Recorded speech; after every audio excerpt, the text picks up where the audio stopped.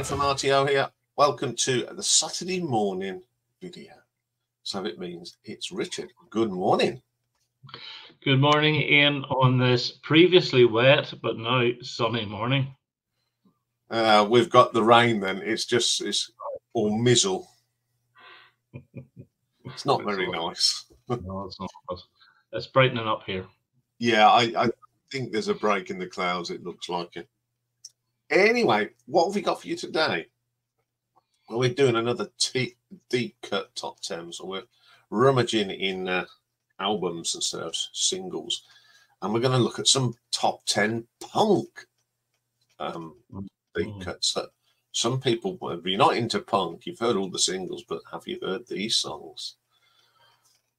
And I've got, I think, 5 bubbling unders. Yes, I've got 5 as well. But some of mine are like post-punk, I think. But look, we'll come to them whenever we come to them. Yeah, I think I've got one that's going to be the people say it's not really punk, but it's on a punk album and it's by a punk band, so that's good enough for me. So usual thing, Richard's going first, I'll go second, and we'll see where we end up. Okay. Well, the punk genre was known for its 7-inch single, really. And especially in Britain, the punk genre was really known for introducing, I think, the picture sleeve, because the picture sleeves before 1976-77 were very sparse and not many glam acts had picture sleeves. Some did. Slade had a couple of them and T-Rex had a couple in 77. But the punk singles all tended to have picture sleeves. But although the punk singles are probably the best, there are some cracking deep cuts, some cracking songs on really good albums. So I'm going to start off actually with a B-side. And it's from 1979, and it's from Adam and the Ants. And it's the B-side of a song that I picked in the punks. I think I actually picked the punk singles video we did. And it's B-side of Xerox, and the song is called Whip in My Valise. Now, it is a sex song, really. It's all about sadomasochism, but it is sleazy. It's very dirgy, but it's got a very infectious, slow type chorus, like "Who taught you the torture? Who taught you?" And I just think it's absolutely brilliant. I think it's actually better than Xerox. It didn't get on the Dirt Wears White Socks album, although whenever it was reissued in '83 on the new label CBS, they did put it on, and they took Catholic Day off, which is another great track. But I think that was for the American market, and I think the Catholic Day references to JFK may have been the reason why it was taken off. But it's a really, really good song, and as I say, it's a sex song, really, and you'll enjoy it if you hear it. So that's my number 10. Yeah, I know it because obviously I heard that song many a time, and it's a bit misses. I know. But it's a good song. Brilliant song, so it is. Absolutely brilliant. Okay, my number 10. This is from 1979 as well, and I had this pod cassette for me by my mate's sister, and the album is The Crack by the Ruts, which is a great album, and it's Something I Said. Okay. It is a really good track. The riff in it is it's like throw the kitchen sink at me and I will do it. And the vocals, I think it was Malcolm Owen, the singer. Whoa, can he sing on that? And I just love it. It's just, oof. And it proves that it's not a shouty vocal, it's a proper vocal. It just proves that you don't have to shout and scream in a punk song to get a good song. And that's why I like it, because it's a little bit different. It's got the punk energy, but the singing of a proper singer. I'll admit, the only Ruts I know is Babylon's Burning. And so it's a band, I don't know why I haven't actually tried to get even a sort of a compilation to see what they're like. I never have, but maybe that'll be the next thing I'll buy is a Ruts compilation if there is one. Well, my number 9 is from a band from Derry here, and it's Undertones, and it's from their debut album. And I think my favorite, there's so many I could have picked off this, but I love the riff on Listening In, which is the last track really on the album. although I think the reissue has Casbah Rock on it, but that's just a throwaway thing. But listening in, absolutely brilliant. It's all about the guitars in this, and then Fergal warbling away. An absolutely brilliant track from a brilliant album, and I can't stress enough how good that debut on Undertones album is. And listening in is one of many highlights, really. So that's my number 9. Yeah, when was the last time we talked about that debut album from the Undertones or Undertones? I can't remember if mine's on the debut or not, but yeah, it's a great track, and it is a very underrated album, and people should go and listen to it. Okay, my number 9, we're going back to 1978 now, and Generation X's debut album, and the first track, From the Heat. What an opening track to a great album. Yes, it is. I love Billy's vocal on that. Absolutely. In your face straight away. Go, oh, yes. Yes, you can sing, Billy. I just love the guitar solo on that from Bob Andrews. It's one of his, first track and probably one of the best solos on the album. It's just a brilliant song. You've just reduced my bubbling unders from 5 to 4 now, because I had that in the bubbling unders as well. It is a really good track. It's like a sort of a punky type pop song, really. It's very, very melodic and very, very good track. So I've now got 4 bubbling unders. We'll see how many I end up with. Well, my number 8, and it's from the Skids. And it originally came out as part of a double pack of the single Masquerade. But it did then get on to the album Absolute Game, and the track is Out of Town, which I think is great. And again, it's all to do with the guitars. Now, I said in the last video, I do prefer Richard, what's his name again? Stuart. No. Richard Thingy to Stuart Adamson's voice. God, I've got taken a blank. But anyway, the two versions are more or less very, very similar, but I do slightly prefer the Absolute Game version. And again, it's the guitars of Stuart Adamson. I wouldn't want him to have sung it with Big Country, because I think Richard's voice is better. It'll come to me before the end of the video, let me tell you, but it's an absolutely brilliant track with a really good guitar riff. A little bit a la Big Country, but a lot of Stuart Adams's Big Country riffs were very skidsy. But it's a great track. It's my number 8. Yeah, I do like that track myself. I think it's one of them sort of Stuart and he's adding bits that I think, I'm going to do this later when I form Big Country. It's got that crossover sort of feel to it. Yeah, Richard Jobson. Richard Jobson, that's it. Yeah, quite a good choice. That nearly made my list, but I went for another song by them. Okay, my number 8, 1977. Never Mind the Bollocks album. And it's the Let's Have a Dig at a Record Company song. Or saying, we'll sign you, and they didn't like the lyrics on, I think, what was it? One of the songs they didn't like the lyrics of one of the songs. I can't remember which one. It's EMI. Brilliant track. Absolutely brilliant track. And it tells you that up yours, EMI, you bunch of... Yes. It's absolutely fantastic. It didn't make my list because we're only allowed 1 per artist. And if I was allowed 2, I would have had that in there. Yeah. So, absolutely fantastic track. And it's very catchy as well. One thing I will say about the Sex Pistols songs that nobody actually tends to mention much is the backing vocals are brilliant. It really does make the Sex Pistols sound as the backing vocals. But there you go. I'll come to that whenever I reach my Sex Pistols choice. Right, number 7 is the Ramones. Now, the Ramones, 3 of my favorite tracks by the Ramones are A Girl Is a Whatever. So the last time I had Sheena Is a Punk Rocker, I nearly picked Judy Is a Punk because I love it as well, but I've gone for Susie Is a Headbanger from their second album, Leave Home, and it is absolutely brilliant. I think it's my favorite Ramones track altogether. Again, Johnny Ramone's guitar is great. There's a little bit of difference in it. It's not just the whole way through the song. It's just a really brilliant track, really, really good. And it's the highlight of that Leave Home album for me, which is a very, very good album. And I guess my number 7, Ramones. Yeah, Susie. classic. That, for me, it's classic Ramones.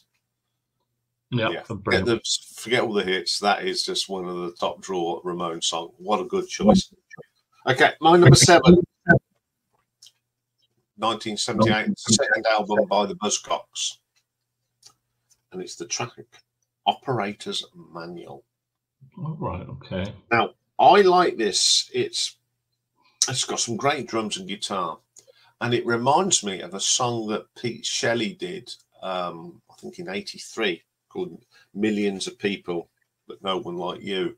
It's got a very similar riff. So he I think he took the riff from Operator's Manual and rehashed it, because I love the song Millions of People. It's a brilliant song from Pete Shelley, and this is a great track off this album. Yeah, it's not bad. What's the album? Love Bites, isn't it? Love Bites, yeah, it's off Love Bites. Yeah. No, it's a good album. That also has Ever Fallen in Love with Someone on it, doesn't it? Yeah. That's the big hit off that one. Good choice. Well, my number 6 is by The Jam, and it's from their debut album, In the City. And this, I have said before on video, that I think this is the best punk Motown song, because I think this song could have been sung by any of those Motown acts, especially the Supremes. And I think it should have been the follow-up to In the City, as you know, on 7-inch, but it was never released as a single, obviously. And it's this track called I Got By in Time. I just think it's absolutely magnificent. And again, Bruce Fox's backing vocals, I think, are really good in it as well. It is like a punked up Motown track. Absolutely brilliant on the first side of the album. And it is the highlight. And I think it's actually my second favorite track after In the City itself. So I Got By in Time by The Jam, number 6. Yeah, I totally agree. It's a really strong track, that is. It's definitely one of the highlights of that album. That's a very good choice. Okay, my number 6. And this album is from a debut album from 1979, and the album's called Another Kind of Blues by the UK Subs. And it's just a simple track called Rockers, which is absolutely brilliant. Charlie Harper, what a vocal. And it amazes me that he's 79 and he's still performing. I think he's performing this week or around this time in Northampton, still playing. An incredible vocal. I think he's a great punk. He's one of the underrated punk singers, and this song, he really gives it its all blast on it. I love this song. I don't know any UK subs, but there you go. And I'll have a wee look whenever you do the list on the playlist. But I'm sure it was pretty good if it gets your list. My number 5 is the opener to the Clash's Give Enough Rope, and it's Safe European Home. And this is a much more polished recording than anything from their debut album. It is very guitar heavy, but if you actually listen, there is a little bit of a reggae background to it, especially 3/4 of the way through. You can hear the reggae influence coming through. But it's like a call and response song where Joe's singing, and then the backing vocals come in with Mick, and he's not actually responding to what Joe's saying, but it sounds like a response type thing. It's absolutely brilliant. And then to make it even better at the end of it, it goes into the Clash's best ever song, Tommy Gun. So Safe European Home is my number 5. Yeah, I think that sort of response is that's where I think the reggae influence in this, because there's a lot of reggae songs that you get. I mean, Bob Marley and the Wailers did it, didn't they? Bob would sing it and the Wailers would sort of do a response. And I think that, and I think that works on that track as well. Excellent choice. Okay, number 5. Well, we couldn't have a punk deep cut without some Sham 69, could we?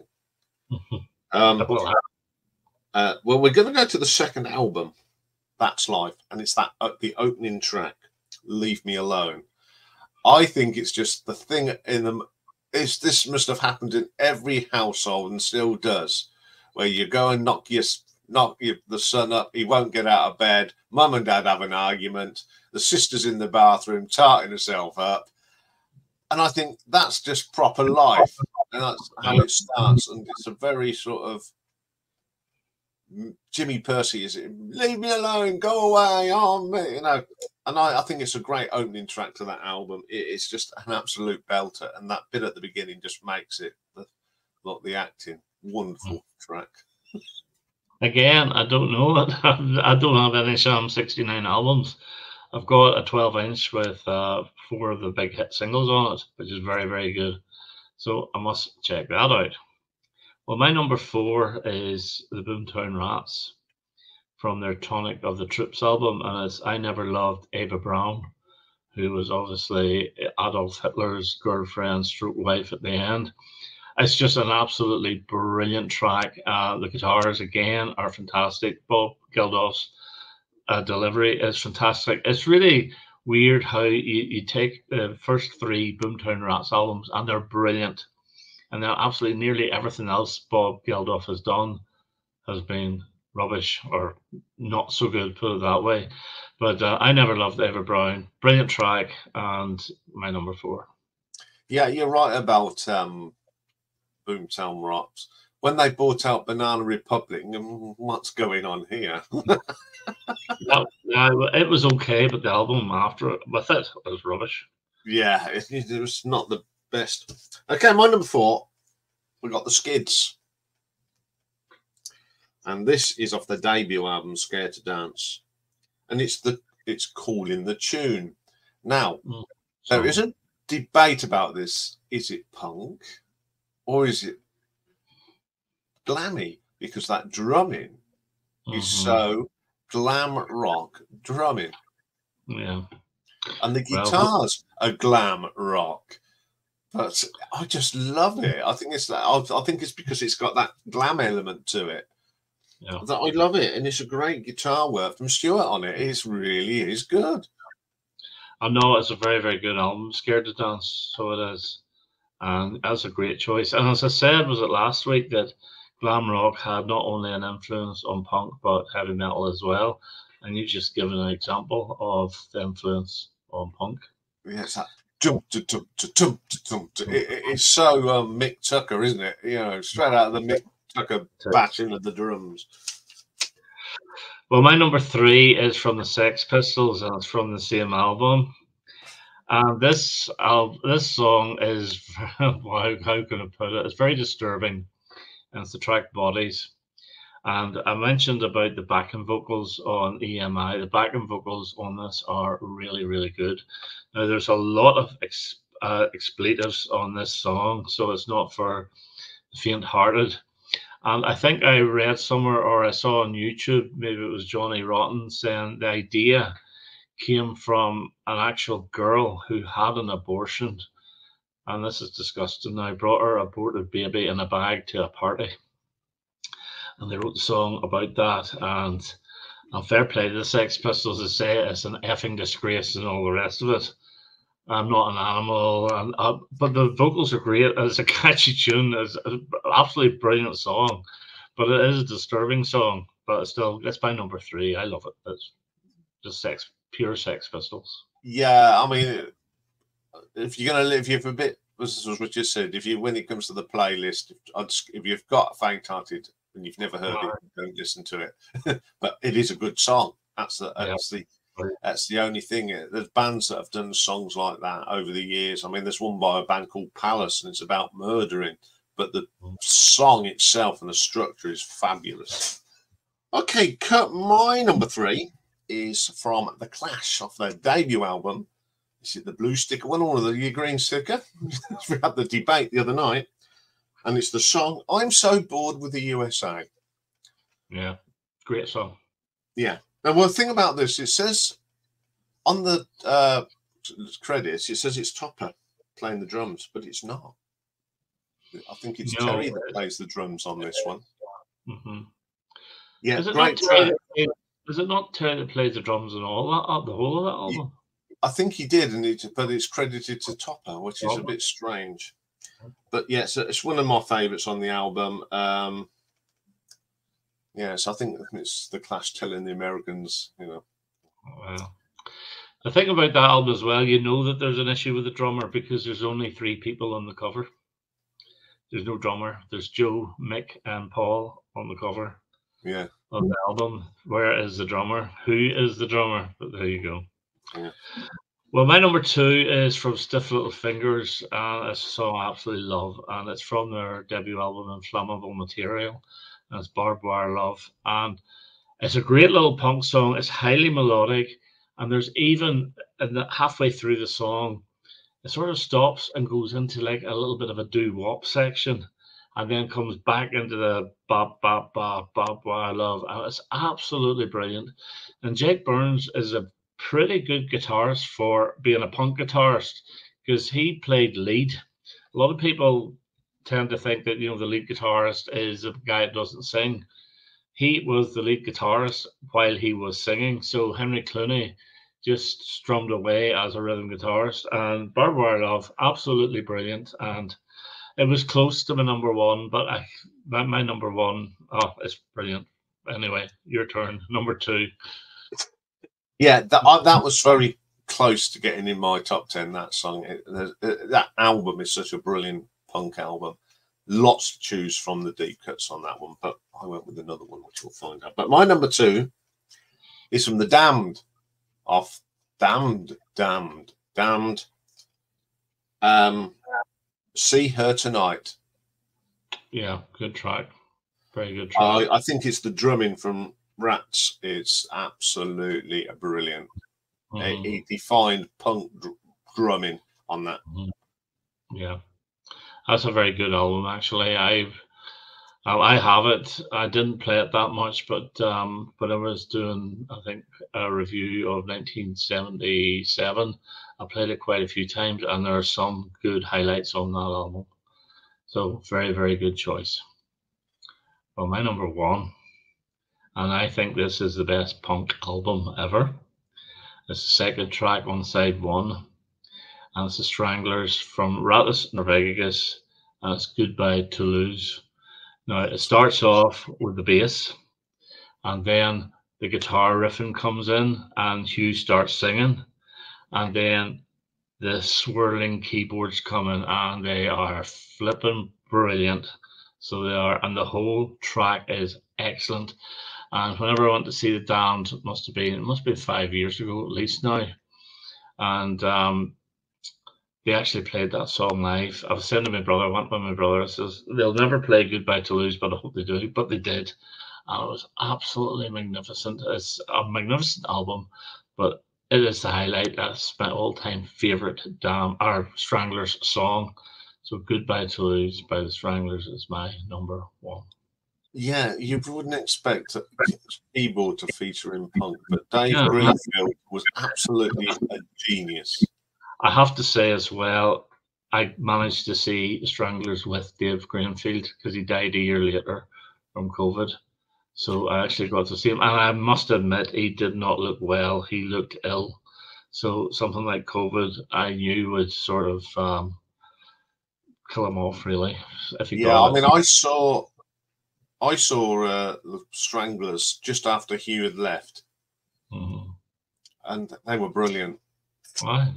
They were, I mean, I've said this before, but that day I saw the Stranglers, OMD, and Simple Mind. What a great lineup of bands. Every band was brilliant that day. Okay, my number 1 is from a little punk band from Belfast. And it's off the wonderful album Inflammable Material. But I went for Law and Order. Oh, yeah, I knew you would have that. It's a great track as well. We've said this about Stiff Little Fingers and punk and that. Everything, including the kitchen sinks in there, it's there. Yeah, from the minute you put it on, boom, I know you can't just. And Jake is just, he's having an absolute riot with that. And you can tell it, it's a, it's a song about the Troubles, and but it's done in a way that you forget about it. It's just about the energy of that song. And to me, it's the best thing on that album. Absolutely brilliant, brilliant song. No, it is very good. I even love the wee short song here.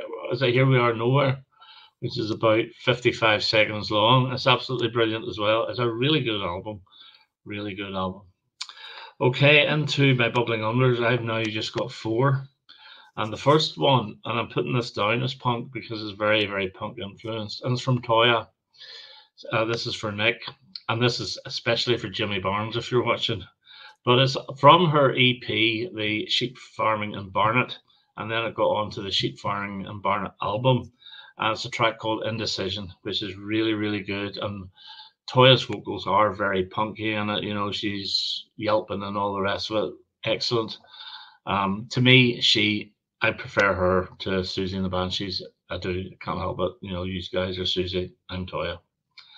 My second one is from XTC, and it's Radios in Motion from their White Music album. It's the opener to that album.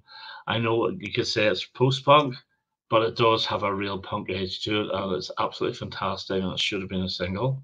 Yeah, it's a great track. It's just very underrated, that track. Yeah. Third one, I've picked one of the damn songs from the debut album, but I've picked Fan Club, which I really like. I really like the guitars in it, even though the guitars are a little bit more rocky than they are punk, but I still think it's an absolutely brilliant track. And the last one is from the Buzzcocks, and it's a track called Real World. And that too, I believe, is from Love Bites. And the reason I like it, and I will say this, although Buzzcocks are a punk band, this does sound more like a post-punk song. It's the bass line at the start. I think it's absolutely magnificent. And the guitars aren't too heavy, but it's a really, really good track. And it opens up the album, I believe. And it's Real World Buzzcocks is my fourth and final bubbling under.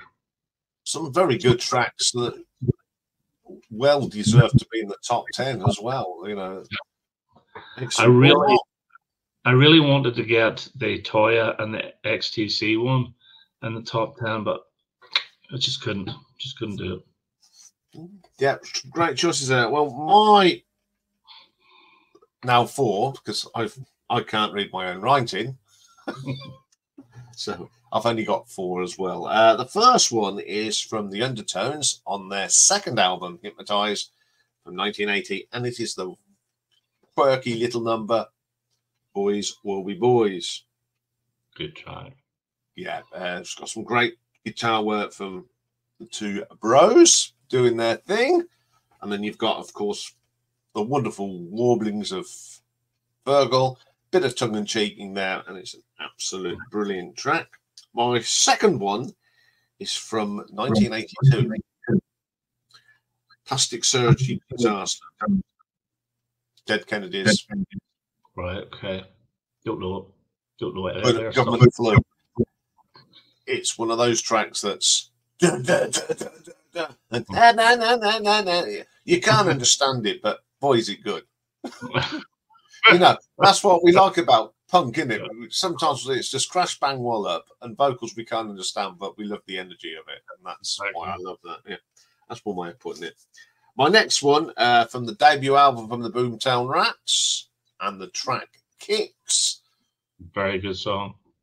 Absolutely belter. I loved it when they were a proper punky band, and then yeah, absolutely cracking. And my next one, I've just thought I'd put the wrong title, but I haven't. This one's called Kick! Exclamation mark. I know. Adam Nance, B-side of Car Trouble. Yay! You're absolutely right. I had Car Trouble with some VCLT for Mike when we was up in Leeds, and when I absolutely brilliant. Car Trouble looked on the B-side. Oh yeah, I'm happy now. I've got this as well. I love that track. It's just one of those tracks, isn't it, that when you listen to Prince Charming and then you listen to Kick and you go, they changed a bit. It's funny though, Adam Nance released 2 singles on the Do It label, I think only 2 singles, and we both picked the B-sides. I picked the B-side of Xerox. You picked the B-side of Car Trouble. Yes. There you go. You know, it's a track that I hadn't got, and obviously when I got the F single, I knew what the B-side was. I just turned over to make sure. Yeah. I love playing both them songs.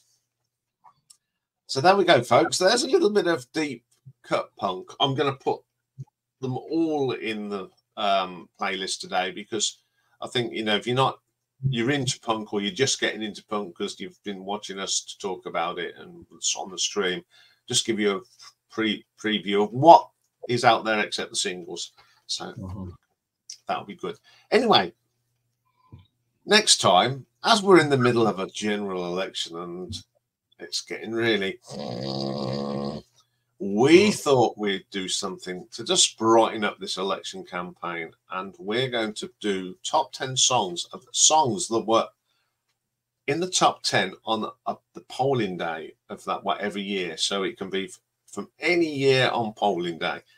So that'll be interesting. It'll be the usual one song because there's going to be so it's just one song. I'm sure we're going to have a lot of bubbling unders in there, especially from 1974. 2 actual elections in 1 year. Yes. So that's something to look forward to and cheer us up as we get ever closer to the day. And we can go back to normal. Anyway, as ever, it's always fun to do these. And we'll be back in a fortnight. So it leaves me to say goodbye for me. And it's goodbye from him. Hey, you got it right. So see you all soon, folks. Bye for now. Bye.